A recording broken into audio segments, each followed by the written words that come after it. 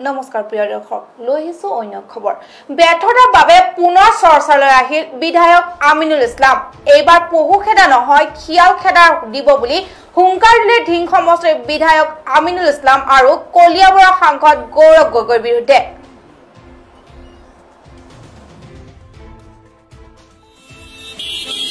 আৰু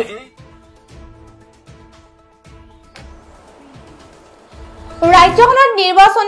নিৰ্বাচনী ঢৌ যিমানে বলিছে সিমানে একাংশ ব্যৰ্থ বিধায়ক আৰু সাংসদৰ বিৰুদ্ধে ঠায়ে ঠায়ে পহু খেদাৰ দৰে ঘটনা নিত সংবাদ মাধ্যমত ব্যাপক চৰ্চা চলিছে কি কংগ্ৰেছ কি AIUDF সকলো নেতা পাৰ্টি নেতা আজি সমষ্টিবাসীৰ লগতে বিভিন্ন সংগঠনৰ খুবৰ বলি হ'ব লগা হৈছে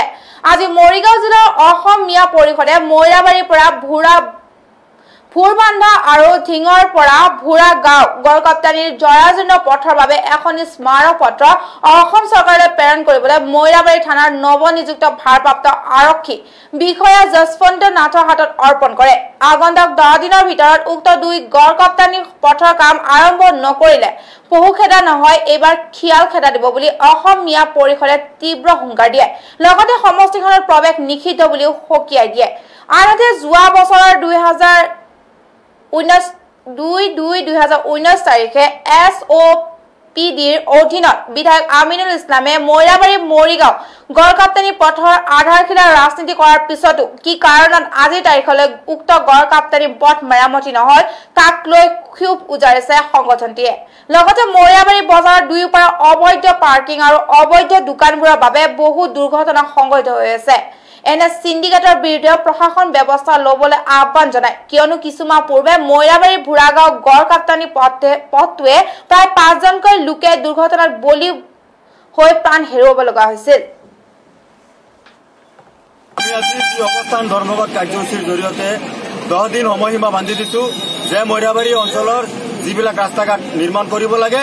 আৰু যোৱা বছৰ যি মৈৰাবাৰী বজাৰত উচ্ছেদ হৈছিল আৰু এই উচ্ছেদৰ ফলত আমি আশা কৰিছিলো যে এই মানে ৰাস্তাৰ কাষেদি ড্ৰেইন বনাই দিয়া হ'ব আৰু ৰাস্তাখন মুকলি হ'ব কিন্তু দেখা গৈছে যে বিভিন্ন যোৱা কিছুদিন ধৰি ৰাস্তাৰ ওপৰত বিভিন্ন মহলে ব্যক্তিগত স্বাৰ্থ জড়িত কিছু মহলে ইয়াত অবৈধভাৱে পাৰ্কিং বহুৱাই দিছে ইয়াত গাড়ীৰ মানে একোটা পাৰ্কিং বনাই দিয়া হৈছে আৰু এই পাৰ্কিঙৰ ফলত মানে বিভিন্ন ধৰণৰ দুৰ্ঘটনা ইয়াত সংঘটিত হৈছে যোৱা বছৰ মৈৰাবাৰী বজাৰত 5 জনকৈ লোক মৃত্যুমুখত পৰিছে গতিকে আমি প্ৰশাসনক দাবী জনাইছো অতি শীঘ্ৰে অবৈধ পাৰ্কিংবোৰ বন্ধ কৰিব লাগে আৰু ড্ৰেইনৰ ব্যৱস্থা কৰি দি ৰাস্তাৰ দুয়োফালে ড্ৰেইন বনাই দি ৰাস্তাখনৰ মানে এটা সুচল অৱস্থা কৰি দিব লাগে বুলি আমি প্ৰশাসনক দাবী জনাইছো অন্যথাই আমি 10 দিনৰ সময়সীমা বান্ধি দিছো চৰকাৰক অন্যথাই আমি তীব্ৰ গণতান্ত্ৰিক প্ৰতিবাদী কাৰ্যসূচী গ্ৰহণ কৰিবলৈ বাধ্য আমি আজি অৱস্থান ধৰ্মঘট কাৰ্যসূচীৰ জৰিয়তে 10 দিন সময়সীমা বান্ধি দিছো যে মৈৰাবাৰী অঞ্চলৰ যিবিলাক ৰাস্তা ঘাট নিৰ্মাণ কৰিব লাগে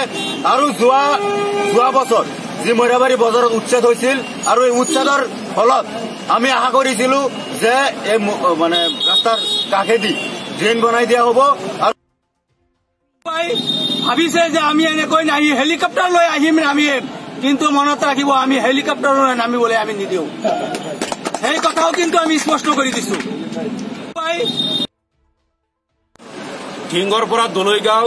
আৰু মৰিয়াবাৰীৰ পৰা বুৰবন্ধা এই যিটো গড়কাপ্তানি পথ অতি জৰাজীৰ্ণ আৰু অতি শোচনীয় আৰু এই পথছোৱাত অতি শোচনীয় অতি জৰাজীৰ্ণ হোৱাৰ কাৰণে বিভিন্ন ধৰণৰ দুৰ্ঘটনা সংঘটিত হৈ আহিছে আৰু যাতায়াত ব্যৱস্থা মানুহৰ অত্যন্ত বিপদজনক হৈছে গতিকে এই যি